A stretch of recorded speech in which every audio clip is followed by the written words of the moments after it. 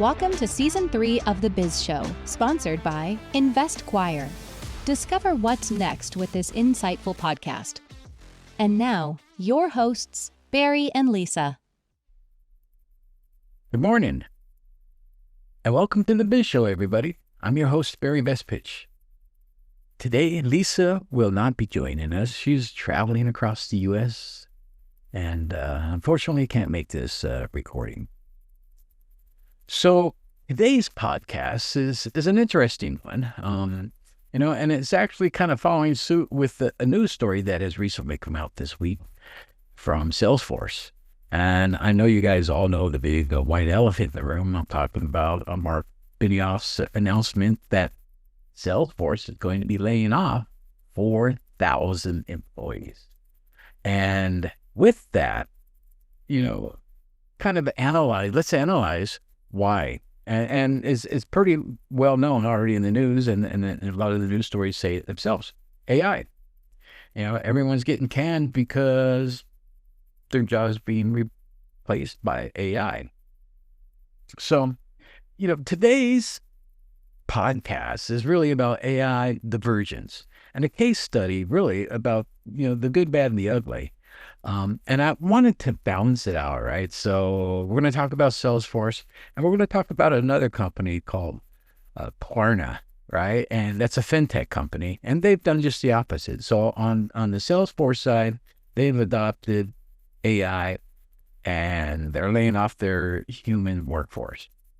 And on the other side, we got Klarna, who's scaling back their AI and rehiring their human workforce. And we'll talk about those a little bit right now. This is kind of just a case study, this episode. We want to just kind of enlighten you guys with what's going on and why. So let's start off first, the big announcement, right? Salesforce just laid off 4,000 employees. Yes, you heard that right, 4,000. They automated all of those jobs with AI-powered chatbots, agents, whatever you want to call them.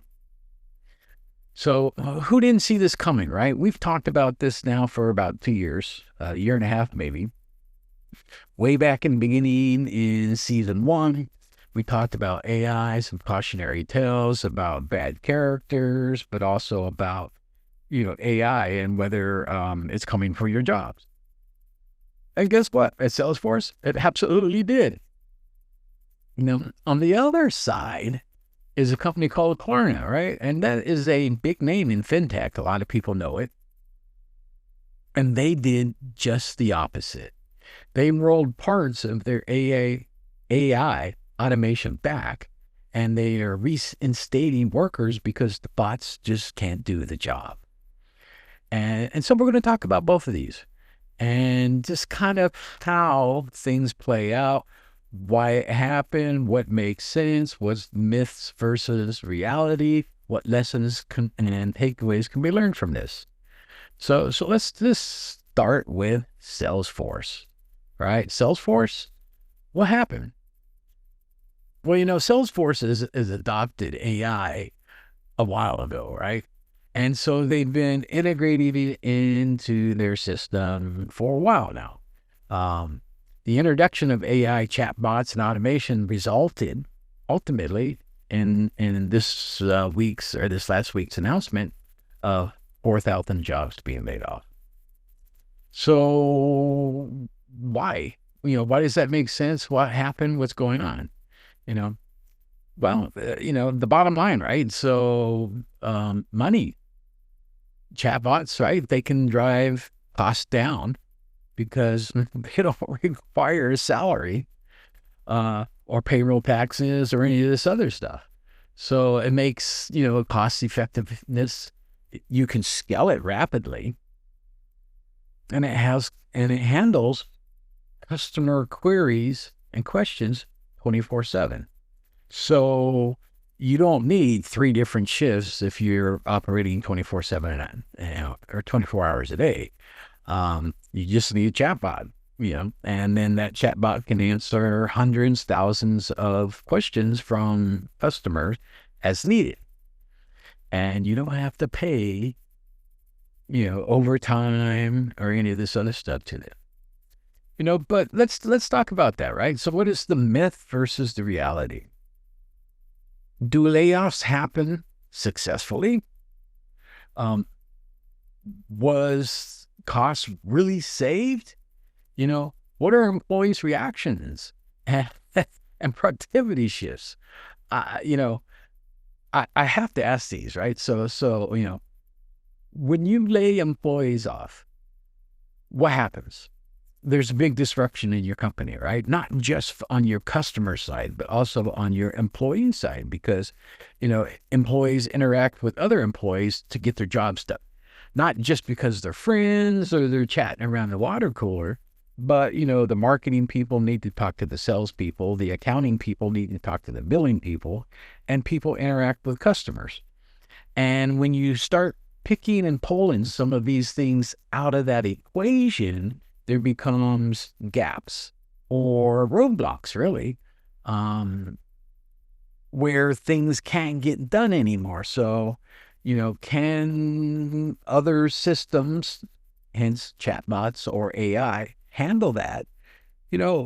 Probably so, but the disruption is going to be there, right?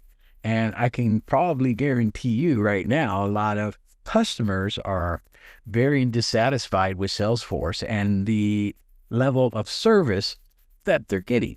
Let me ask you a question. It's happened to me just earlier today. How many times have you gone or dialed up customer service on the phone and, hey, you get a chatbot? Or you're doing a chat online and you get a chatbot. And you get stuck in this loop because the chatbot can't really figure out what you want or where you need to go within the system. And you get really, really frustrated and you slam down the phone, you hang it up, or you just, in the chat because you can't get to where you need to go. It's frustrating. Guess what? Chances are real good that company is probably going to lose a customer, aren't they? Because you're tired of all the shenanigans and all the runaround that you have to go through. It takes your time, right? So, okay, great. They have laid off their employees and it's saving them time and money, but it's costing you time and money because now you have to figure out where you need to go and you need to direct this chatbot in order to get you to where you need to go if the two of you can get on the same page and figure it out.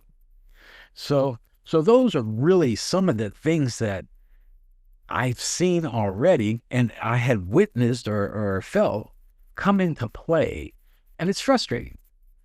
So, let's talk about a takeaway on Salesforce. And, Salesforce long-term investment in AI infrastructure and workforce transition plans are bold, absolutely, but are they going to be effective? Well, time's going to tell. We don't know. Mark Benioff just made the announcement last week. The layoffs are happening, have happened, or will be happening very shortly. And we're going to find out the full effect of what that layoff has to do. And there's other effects too, right? On the economy, right? Because now there's 4,000 people that can't put food on their table for their families. And that means also then the state that person resides in is also going to have to probably pony up some unemployment pay. And, there's just this whole trickle effect. And then that person's not going to be able to go to the grocery store and buy the things that they normally buy because they're unemployed. And on top of that, if you've seen this week's unemployment numbers and stuff like that, they don't look good.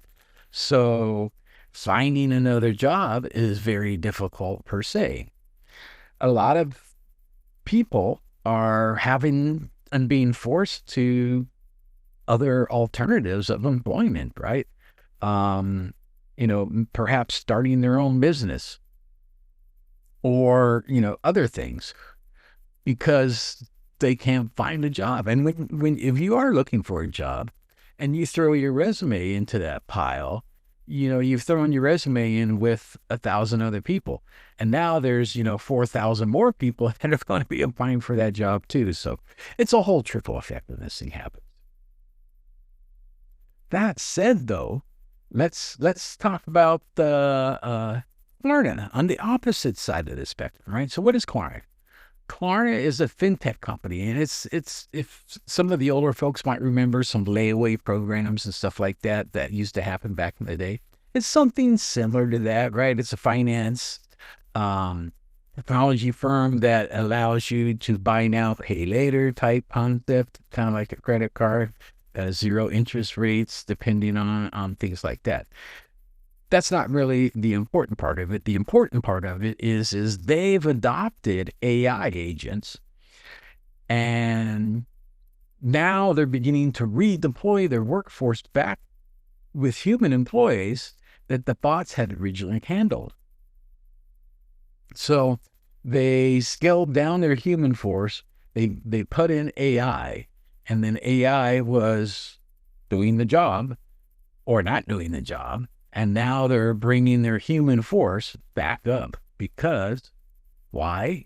Well, due to poor performance from the bots, right? High customer frustrations and brand sensitivity and really bad reputation is what it comes down to, right? So the bots that they had employed either A, weren't good, or B, weren't trained enough, or C, just couldn't handle the load. Sometimes as good as technology is, it doesn't get everything. And, it's only as good as its programmers. There's generative AI that kind of is teaching and learning itself, but that's still in progress. So what's the lesson here? Well, for Klarna, how can AI fail when it's reliable, it has, user experience and brand trust, but then again, it doesn't have all the answers. So, what's the takeaway here on this one is, AI must be trustworthy, right?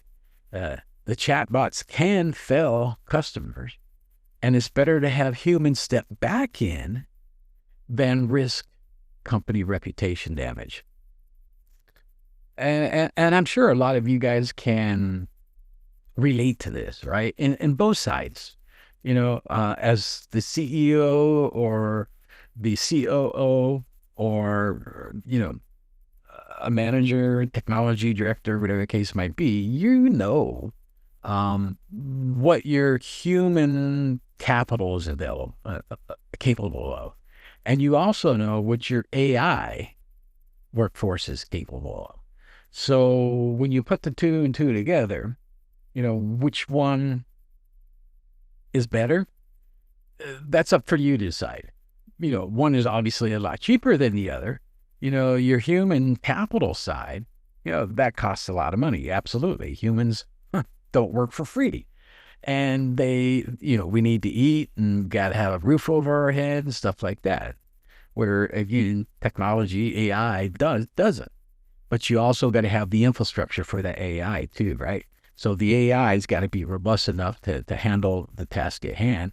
But you also got to have the back-end power with servers, routers, switches, firewalls that, act fast enough to get that data back to the customer in a timely manner. And I think this is a disconnect and a failure with a lot of companies. They implement the AI piece of it.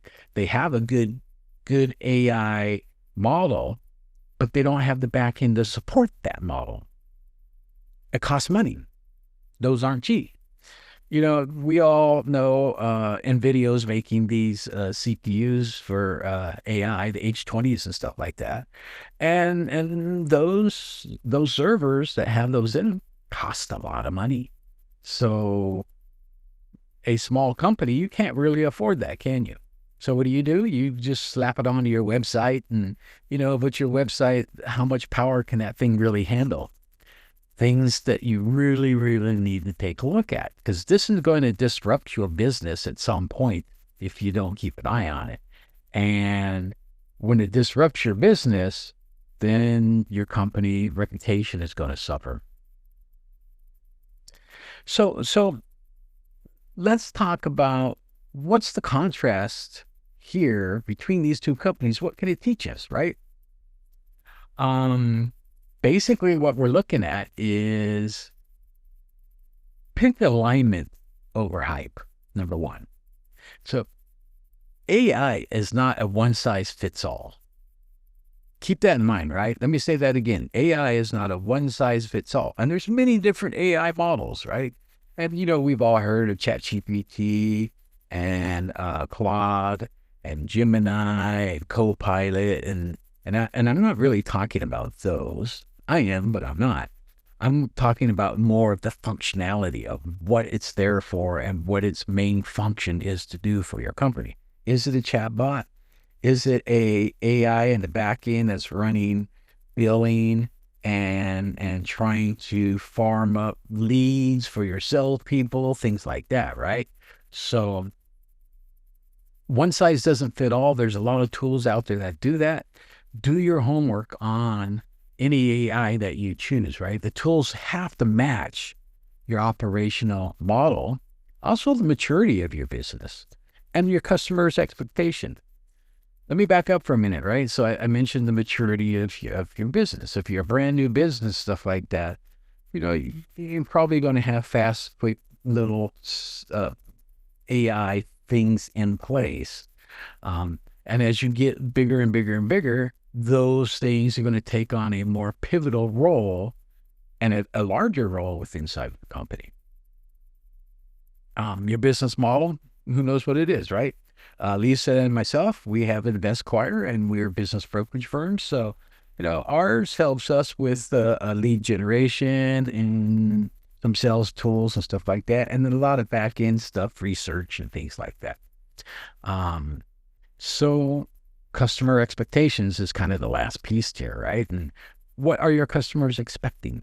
Are they expecting to talk to a live person? Are they expecting not to talk to a live person in the chatbot? Are they expecting to get certain answers out of things? And how long are those answers going to take to get?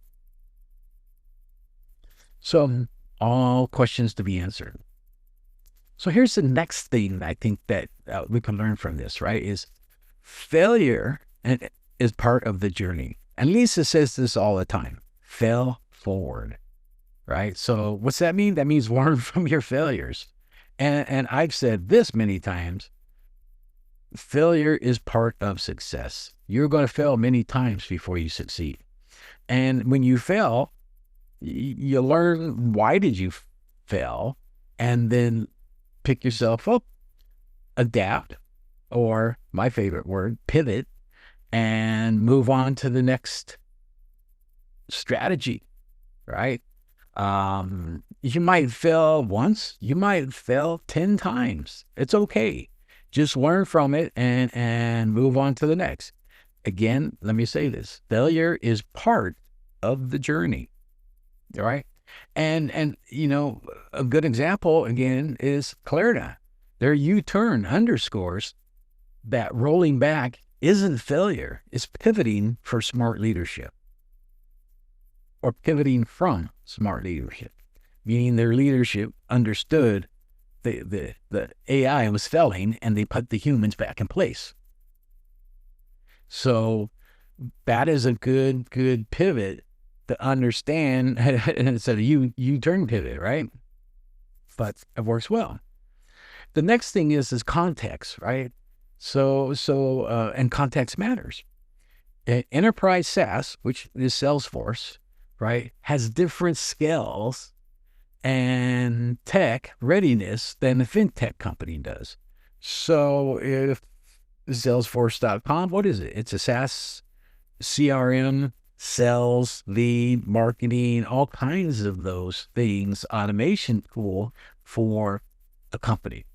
Where on the flip side, Klarna, which is fintech, they have a app that basically allows kind of a layaway program again, buy now, pay later type thing. And plus you can earn money back and stuff like that. So the AI is different within inside of that. And so, it's not as simple to replace that. The other thing is ROI. Think about ROI, right? What does ROI stand for? ROI, right? Return on investment, over novelty, right? And here's something interesting, right? MIT research shows over 95% of AI spending yields no measurable impact. Meaning people can't measure. Is it working? Is it not working? There's nothing there that really shows what impact AI is having. Now, don't get me wrong. People and companies might see a uptick in their revenues, but is it really an uptick in their revenues, or is it a downtick in their expenses, which then makes the revenue or their margins at least grow and get bigger? That's the hard thing, but there's not a lot of hard data out there on that yet, right? So, the goal has to be a practical value, not just buzz. And then, so what are some of the actionable items here? This is interesting, right? For business leaders and owners and stuff like that, right? I suggest always start with the whys, right? Establish a use case clarity, improve customer experience, automate repetitive tasks, reduce errors. So there's the things in the whys, right? That you're looking for, right? Customer experience, automate repetitive tasks, and reduce errors. AI is good at that. Your employees could be good at that too, if they are trained right. Well, maybe not the repetitive task part, because they're going to continue to do repetitive tasks. But, and that's where I always want to kind of start first, is repetitive tasks. Work on that side and the back end, and you and your team can work with the AI and kind of get that in place and going. Then you can take your staff and refocus their attentions out, facing the customers. Before you just throw AI out your customers, because think about this. These are your customers, right? Should you be talking to them? Or do you want to have AI talk to them? Most customers want to talk to you. They don't want to talk to a computer or a computer program. So give that some thought. And the next thing kind of falls into what I was talking about, right? When you use AI, run a pilot and do it wisely, right? So start small scale proof of concept, something like your help desk or claims processing or data entry. Again, most of these here are backwards facing, right? Maybe not the help desk, because your customer is going to have some issues, but they can go to your help desk and they can get a knowledge base. And in that knowledge base, now AI can interact with that and pinpoint where they need to go and what they need to see or read in order to solve the problem before talking to a human. But never get rid of that human, and I hate to say it that way, but that's the nurturing part of your business. So, the claim processing, well, that's can very easily be automated and stuff like that. And same with data entry. I'll give you an example. One of the things that I was working on with a previous company, Gorilla Internet, we had a medical record, a healthcare medical record that we were building. And in that, we integrated, data entry-wise. We integrated in when the nurses take your temperature and your weight, all that stuff would be through the Bluetooth and network. When they took your temperature, when the temperature reading was done, it would automatically send it to your medical record, so the nurse wouldn't have to type it in. The same thing with when you got weighed. When it was done, that automatically went into your record, so the nurse wouldn't have to type it in. Then there's a chance of error, right? And so you weighed 185, and she actually typed 285, and now the doctor's freaking out because you gained 100 pounds since the last time you've been there. Those things can all then very easily be remedied. So just examples. And then, I'll always do this. Set yourself some guardrail, right? Develop some type of a governance for your AI, ensure you're using it ethically, and that it's accurate, and there's accountability and ongoing performance tracking. That's the thing that a lot of companies are missing, right?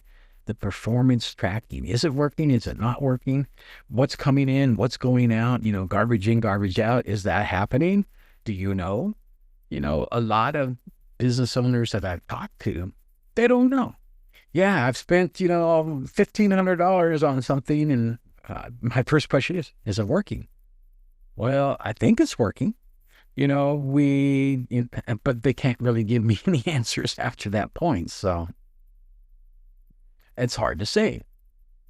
The other thing is engage your employees, right? Don't force them to adopt it, because let's face it, humans are creatures of habit, and it's going to take them time to change. Give them that time. Instead, I would suggest incentivize them and involve them early on in the process and have them help integrate this into your system, right? Invest in the training in them. And then if they have an actionable role in adopting this into your company, they're going to become a AI champion, and they become a super user in using this. Instead of just you and some small select team putting something together, slapping it out to say, okay, now we're using this, go. And you're not training anybody, they don't know what it is, they ain't going to use it, or they're going to use it wrong. So make sure that you take your people, you adapt, involve them, and on the early onset, you're going to have a lot better chance of success. And then speaking of success, now how do you measure that, right? We've all heard of KPIs, right? Key performance indicators. We can track customer satisfaction, cost per transaction, speed of resolution, accuracy, ROI, stuff like that. So develop some KPIs for your AI. Maybe they're the same ones, but what worked for the human side, the human capital side, might not work for the AI capital side.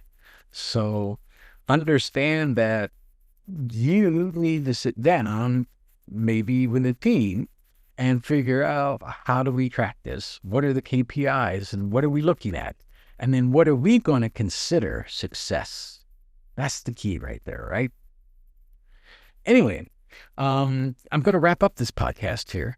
But again, big announcements of Salesforce announcing 4,000 layoffs because AI has taken over their job. So, and honestly, the world is watching. All these other companies are watching. And what do we expect next? Other companies to follow suit, right? Yeah, we'll see what happens in the next few months, won't we? All right, guys. Well, that's it for us tonight or today. Hope you guys have a great day, a great business day. Make sure that you follow us here so that we can grow our podcast and get bigger. The more people that subscribe to it, the more often Spotify and Apple and Google and Amazon will put us out there in the searches, and we can grow the podcast. So help us with that, would you please? Don't forget, you can reach out to Lisa and myself at investquire.com. We also have a Facebook group called The Biz Show, which is where we're at right now talking today. Okay? So, all right, you guys, thanks a lot. You guys have a great day, and we will talk to you guys next week. All right, guys. Bye. Thank you for listening to the Biz Show Podcast. Subscribe to stay updated, and follow Barry and Lisa on Facebook at The Biz Show. Share your comments or suggest specific business topics you'd like to hear.